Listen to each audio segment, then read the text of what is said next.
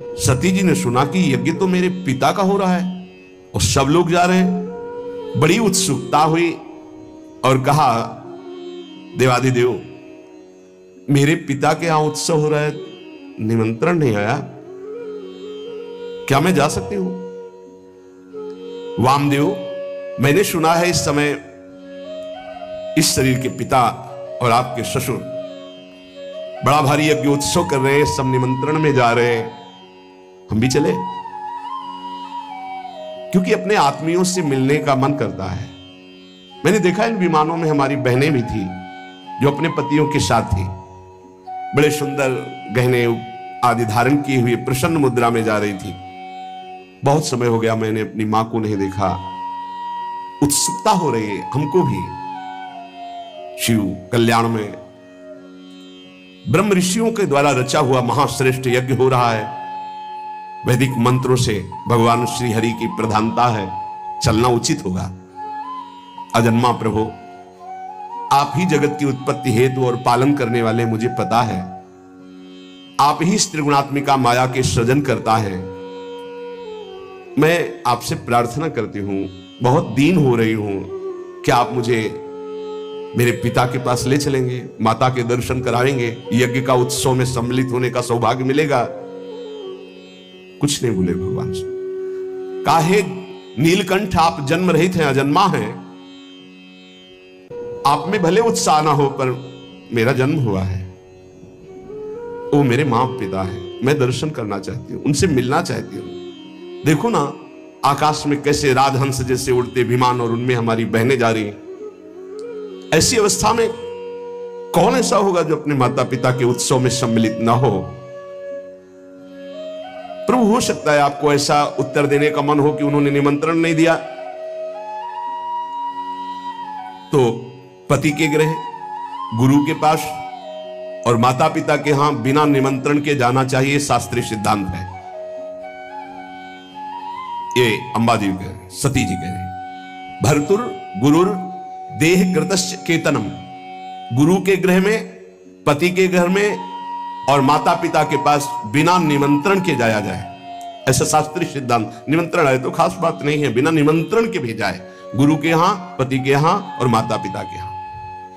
इसलिए आप शायद ये कहना चाहते हो कि निमंत्रण नहीं आया तो मैं नहीं लिवा चलूंगा, तो सिद्धांत है, आपको हमारी इच्छा की पूर्णता करनी होगी। और आपको मैं याद दिला देती हूं कि आपने मुझे अर्धांग में विराजमान किया है, मैं उसी सम्मान को आपको याद दिला रहे हैं कि मैं आपकी अर्धांग हूं। याचना करती हूं, अनुग्रहित कीजिए, मुझे हमारे माता पिता के पास भेज दीजिए। सती जी की बात सुन करके भगवान शंकर थोड़ा मुस्कुराए, कहा, सुंदरी, तुमने ठीक कहा कि बिना निमंत्रण के भी जाया जा सकता है। तो योदितम शोभनमेव शोभने अनाहुता अप्यभियंति बंधुषु ते यदुत्पादित दोष दृष्टयो बलीय सानाम्य मदेन मन्युना। यद्यपि माता पिता, पति और गुरु के यहां बिना बुलाए जाना चाहिए, सिद्धांत है, पर तदपि विरोध मान जहां कोई, तहां गए कल्याण न होई। यदि माता पिता तुम्हारे वैर मानते हो तो फिर नहीं जाना चाहिए, फिर नहीं जाना चाहिए। देहाभिमानी मद क्रोध से प्रबल हुआ, यदि वो अपमान करता हो तो फिर नहीं जाना चाहिए। यह सिद्धांत वहां चलता है जहां देहाभिमान रहित होकर के, मद रहित होकर के, दोष द्वेष रहित होकर के वो जो रिश्ते हैं उनका पालन किया जाता है। विद्या, तप, धन, सुदृढ़ शरीर, युवावस्था, उच्च कुल, ये 6 गुण है, पर अभिमान आ जाए तो यही 6 दुर्गुण बन जाते हैं और उसका नाश कर देते हैं। ये 6 गुण अवगुण जब बन जाते हैं तो महापुरुषों का अपराध करा देते हैं और वो नष्ट हो जाता है जो महापुरुषों का अपराध करता है। मुझे लगता है यदि तुम अपने माता पिता के पास जाओगे तो वो तुम्हें आदर नहीं देंगे, मेरे संबंध के कारण बहुत चढ़ा कर देखेंगे। ऐसी अवस्था में तुम सुख नहीं पाओगे। देवी, बाणों से बिन जाने पर उतनी पीड़ा नहीं होती जब परिजनों के द्वारा अपमान होता। सत्य कठिन जाति अपमाना। जब अपने परिकर के, अपने प्रेमी जन, अपने संबंधी तुम्हें सम्मान नहीं करेंगे और रोष भरी दृष्टि से या उपहास करेंगे, तब तुम्हारा जीना मुश्किल हो जाएगा। इसलिए हृदय को शांत करो और इसी कैलाश में ही रहो। सती जी को भगवान शिव की बात अच्छी नहीं लगी। क्यों? क्योंकि ममता जागृत हो गई तो ममता रत सन ज्ञान कहानी फिर नहीं समझ में आती। मानो सती जी ने कहा कि अगर आप एक बार खड़े होकर प्रणाम कर लेते हमारे पिता को तो समस्या ही नहीं होती, पूरा झगड़ा इसी से तो हुआ। भगवान शिव अंदर की बात जान कहते, सुंदरी तुम ये कह सकती हो कि परमोन्नति को प्राप्त दक्ष प्रजापति पद पर जब विराजमान थे तो आप खड़े होकर प्रणाम क्यों नहीं किया? तुम मेरी आश्रिता हो इसलिए मैं तुम्हें बता रहा हूं, ये खड़े होना, हाथ जोड़ना, प्रणाम करना, नमस्कार करना, यह देहाभिमानियों का व्यवहार है। ब्रह्मबोध संपन्न महापुरुष उसी आत्मस्वरूप वासुदेव का सम्मान करते हैं, बाहरी प्रक्रिया नहीं। अहंकार का पोषण अहंकार शून्य महापुरुषों के द्वारा नहीं होता। इसलिए मुझे लगता है तुम्हें नहीं जाना चाहिए। सुमध्य में यह नम्रता दिखाना, प्रणाम करना, हाथ जोड़ना, यह केवल व्यवहारिक क्रिया है। अगर अंदर के वासुदेव को नहीं पहचानता तो यह सब नाटक हो जाता है। तत्व ज्ञानियों द्वारा उसी आत्मस्वरूप वासुदेव का सम्मान होता है, बाहरी देहाभिमानी का नहीं। विशुद्ध अंतःकरण का नाम वासुदेव है, अपने स्वरूप में स्थित होना सबसे बड़ा सम्मान है। ये भगवान ज्ञान स्वरूप शिव का, मैं उसी वासुदेव में निरंतर स्थित रहता हूं, इसलिए न किसी को नमस्कार न किसी को प्रणाम।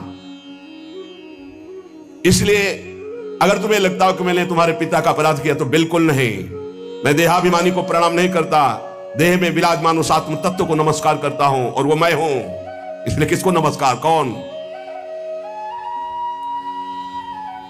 इस समय सती जी को अच्छा नहीं लग रहा है, ध्यान दीजिए। व्याकुलता देखिए। यदि तुम मेरी बात नहीं मानोगी और जाओगी तो संकेत में बता देता हूं, ये तुम्हारे लिए बहुत ही हानिकारक होगा। क्योंकि जब प्रतिष्ठित व्यक्ति की आत्मीय जनों के द्वारा अप्रतिष्ठा होती है, अपमान होता है, तो उसकी तत्काल मृत्यु का कारण बन जाती है। वो संकेत में बता दिया। भगवान शंकर शांत हो गए। ये देखकर सती जी को बिल्कुल अच्छा नहीं। खड़ी हुई,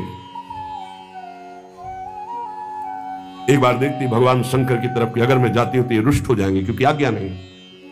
एक तरफ विमानों की तरफ नहीं जाती हूं तो माता का दर्शन कैसे होगा, कैसे सुहृद जनों से मिलूंगी। बार बार एक क्रास चिंतन हुआ, हृदय चंचल हुआ। भगवान शिव की तरफ रुद्र दृष्टि से देखा और आंसू भी आ गए कि इन्होंने आदेश क्यों नहीं किया। समझ नहीं पा रहे अम्बा। भगवान शिव कह रहे हैं जब प्रतिष्ठित व्यक्ति की अप्रतिष्ठा जहां होती है तो मृत्यु से बढ़कर दुखदायी होता है। हो सकता है मृत्यु हो जाए, इसलिए नहीं जाना चाहिए। क्रास चिंतन से ही क्रोध का भयानक स्वरूप आता है। देवी सती थर थर कांपने लगी। एक तरफ शिव प्रेम, एक तरफ माता पितृ प्रेम। रोष भरी दृष्टि से भगवान शंकर की तरफ देखा। प्रधक्षति वैक्षत जात वे पथो, शरीर कांप रहा। रुद्र दृष्टि से देखा। शोक और क्रोध ने बेचैन कर दिया कि आपने आदेश क्यों नहीं किया। और दांतों से ओठ दबाते हुए शिव जी की तरफ रुद्र दृष्टि करते हुए चल रही। और विचार किया मैंने, कई बार इनसे प्रार्थना की इशारे से कि मुझे आदेश दे दो, पर आदेश नहीं दिया। ठीक है ना, दो आदेश में जा सकती हूं। देखो यहां त्रुटि हो रही। सदगुरु, प्रिय प्राणपति, पूज्यजन, बिना इनकी आज्ञा के कदम नहीं रखना चाहिए। अगर आज्ञा नहीं है तो बड़ा अमंगल है यदि कदम रख दोगे। लंबी लंबी सांस खींची, भगवान शिव की तरफ देखा और चल पड़ी अपने पिता के घर अकेले। महादेव जी ने मणिमान नामक अपने पार्षद को बुलाया और कहा 10,000 शिव पार्षदों को साथ लो, सुंदर पालकी तैयार करो, बड़ी भारी यक्षों की सेना साथ होनी चाहिए और इनका अनुगमन करो। जाओ पीछे सती जी। तत्काल सुंदर पालकी की रचना सती जी को विराजमान किया। 10,000 भगवान शिव के पार्षद और हजारों की संख्या में यक्ष सैनिक, क्योंकि कुबेर मित्र हैं भगवान शिव के। नंदिकेश्वर ने कहा प्रभु पालकी से अच्छा रहेगा, मुझे आदेश कीजिए। भगवान के नित्य वाहन नंदिकेश्वर गए, कहा माता विराजमान हो हम पर। मैना पक्षी, गेंद, दर्पण, कमल, समस्त राज सामग्रियां, छत्र, चंवर, शंख, दुंदुभी आदि बजने लगी, चंवर डुलने लगे और अंबाजी विराजमान होकर अपने पिता के घर जा रही, बिना आदेश के, गुस्सा होकर। समस्त शिव पार्षदों के साथ दक्ष की विशाल यज्ञशाला में प्रवेश किया।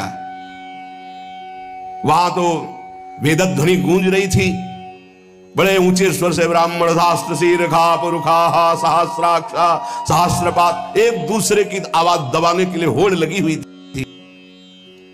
बहुत से अलग अलग वेदियों पर देवताओं की स्थापना हुई थी।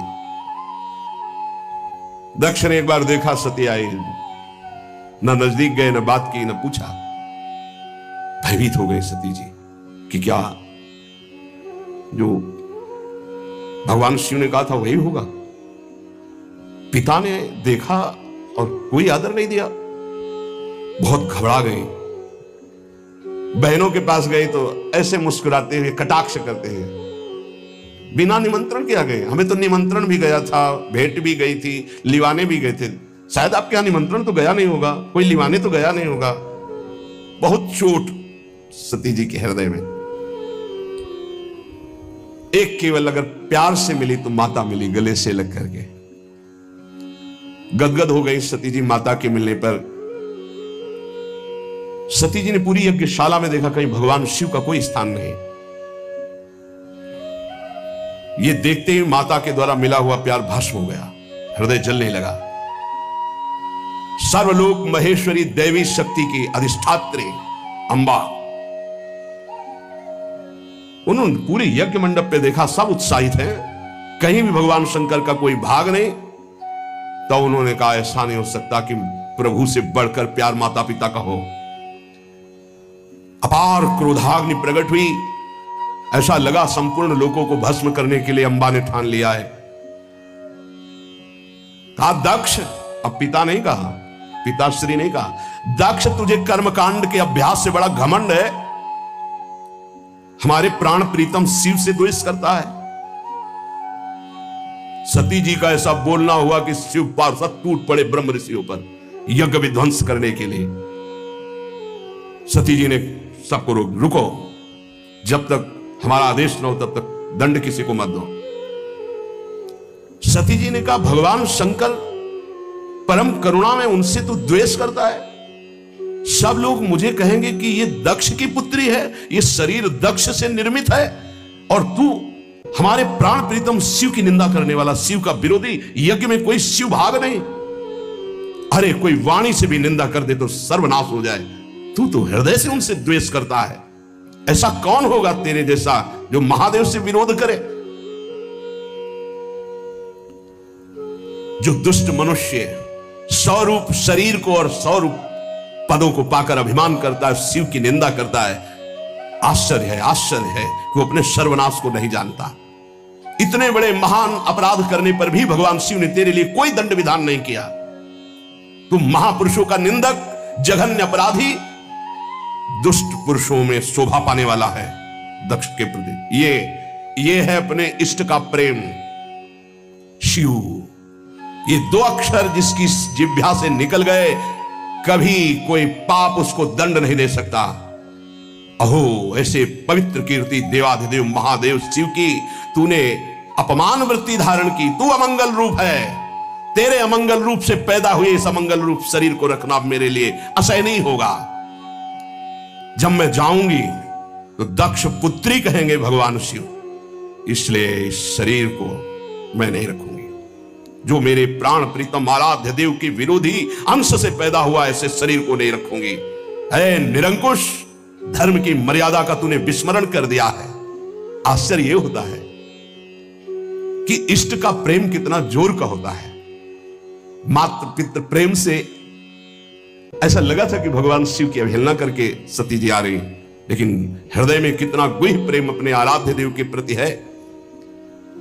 वैसे तो शास्त्र आज्ञा यही कहती कि अपने इष्ट और अपने पूज्य का अपमान होने पर शक्ति हो तो बलपूर्वक उसको दंड देकर बकवास करने वाली अमंगल रूप दुष्ट जिह्वा को उसी समय काट डालना चाहिए। छिंदात प्रशय्य रुषति मसतिम प्रभुश्चे जिह्वामसूनपि ततो विसृजेत धर्मा, ऐसा धर्म आदेश करता है। नीलकंठ भगवान करुणा समुद्र शिव की निंदा करने वाले, अगर कोई निंदनीय वस्तु खा ली जाए तो वमन करना ही उचित होता है। इसलिए तेरी निंदनीय अंश से इस शरीर की रचना हुई है, अब इसको रखना ठीक नहीं है। हे कामादि शत्रु को जीतने वाले भगवान शिव, क्षमा करना, आपकी आज्ञा का उल्लंघन करके ममता वसाई, पर अब मैं आपका अपमान सह नहीं सकती। आचमन किया, नया पीला वस्त्र धारण किया, आंख मूंदी, योगाग्नि का चिंतन किया, शिव शिव शिव शिव शिव। तत्काल श्री चरणों से अग्नि पैदा हुई और योगाग्नि में शरीर भस्म हो गया। क्योंकि अंबा है, नहीं रखूंगी ये शरीर, तेरा अंश है ये शरीर, ये तेरा अंश है। जब मैं जाऊंगी तो कहेंगे आओ दक्ष पुत्री, ये मैं बर्दाश्त नहीं कर पाऊंगी। अब सब कोई कहेगा ये दक्ष पुत्री सती है, इसलिए मैं अब इस शरीर को नहीं रखूंगी। तूने मेरे इष्ट देव का अपमान किया। जिस शरीर को भगवान शिव वामांग में विराजमान करते थे, महामनस्विनी सती ने तत्काल अग्नि की धारणा की, देखते देखते सबके बीच में भस्म हो गया शरीर। अब तो हाहाकार मच गया, क्योंकि रोकने वाले अब कोई थे नहीं। पार्षदों को सती जी ने ही रोका, भारी विध्वंस मचाना शुरू कर दिया। अब हदम रक्षम, ब्रह्म ऋषियों ने उच्चारण किया। ऐसे मंत्र का उच्चारण करके आहुति दी तो यज्ञ कुंड से रिभु नाम के महान प्रतापी दैवी शक्ति संपन्न प्रकट हुए, शिव पार्षदों को मार मार के खदेड़ना प्रारंभ कर दिया। यज्ञ विध्वंस नहीं कर सकते। ब्रह्म तेज संपन्न उन रिभुओं की आक्रमण शक्ति इतनी प्रबल हुई, भाग करके शिव पार्षद कैलाश में आए। इधर देवर्षि नारद जी पहले ही पधार चुके थे। देवाधिदेव महादेव जी की वंदना करके पूरी की पूरी सूचना तत्काल जटा पकड़ी, उखाड़ी और पटक दी भूमि पर। जे ही जटा उखाड़कर पृथ्वी पर पटका, मानो आकाश को छूता हुआ ऐसा महावीर प्रकट हो गया। ना तो छाती की चौड़ाई दिखाई दे रही थी, ना शरीर की लंबाई दिखाई दे रही थी। ऐसा विराट महान, इतना विशाल था कि स्वर्ग से भी ऊपर उनका सिर हो रहा था। हजार भुजाएं, श्याम वर्ण, सूर्य के समान चलते हुए तीन नेत्र, विकराल भयंकर दाढ़े, लाल लाल जटाएं, हाथ में हजारों हाथों में अस्त्र शस्त्र। क्या आज्ञा है? भगवान शंकर ने कहा तेरा नाम वीर रुद्र है, तू उठ, मेरे संकल्प से प्रकट हुआ है, और जा दक्ष के यज्ञ को विध्वंस कर दे। और जिन ब्रह्म ऋषियों ने हमारे पार्षदों को दंड दिया, बलात् उनको दंड दे करके यज्ञ विध्वंस करके हमारे पास आओ। देवादिदेव भगवान शंकर की आज्ञा हुई तो वीरभद्र ने परिक्रमा की और चल दिया। उस समय वो जब चरण रखता था तो ऐसा लगता था भूकंप आ गया। ऐसा महान बलशाली भयंकर सिंहनाद करता हुआ कराल त्रिशूल हाथ में लेकर यज्ञ मंडप की तरफ दौड़ा, मानो काल दंड स्वयं पधार रहा हो। ऐसी गर्जना की यज्ञ मंडप में लगा कि आकाश से बिजली टूट गई और कैलाश से गर्जना प्रारंभ की। जितने बुद्धिमान ऋत्वज थे वो तो लघुशंका जाना बोले जाओ महाराज। वो समझ गए कि अब कुछ प्रसाद लंबा होगा तो 50 ब्रह्म ऋषि तो लघुशंका के बहाने निकल गए। कहा तो इशारे की केवल जरूरत है। ब्राह्मण लोग जनेऊ पहनते ना, इसका मतलब होता है कि लघुशंका जाना। जो अपने तप अभिमान मंत्र बल के की पार्षदों को मार के मंत्र बल से भगा दिया था वो वहां बैठे रहे। दक्ष प्रजापति को मूर्छा से आने लगी। अब ये तो लगा है कि सती जी भस्म हो गई हैं तो सती के पति कुछ करेंगे जरूर। संहार मूर्ति भगवान रुद्रदेव के द्वारा ये जो वीरभद्र है, प्रलय कालीन की अग्नि के समान जटाएं फहराता हुआ, हजारों भुजाओं में अस्त्र शस्त्र लिए हुए, मानो तांडव कर रहे हो भुजाओं के द्वारा, ऐसे वहां पधारे और यज्ञ में आकर के गर्जना की, अट्टहास किया। जितने महात्मा ब्रह्म ऋषि सब बैठे थे वो सब एक दूसरे की तरफ देख रहे और शुरू कर दिया हरि ओम वहां कुछ नहीं हो रहा है। अब पहले तो भगवान शिव ने कुछ संकल्प नहीं किया था, इसलिए दैवी रिभु प्रकट हुए। अब कुछ नहीं मंत्र से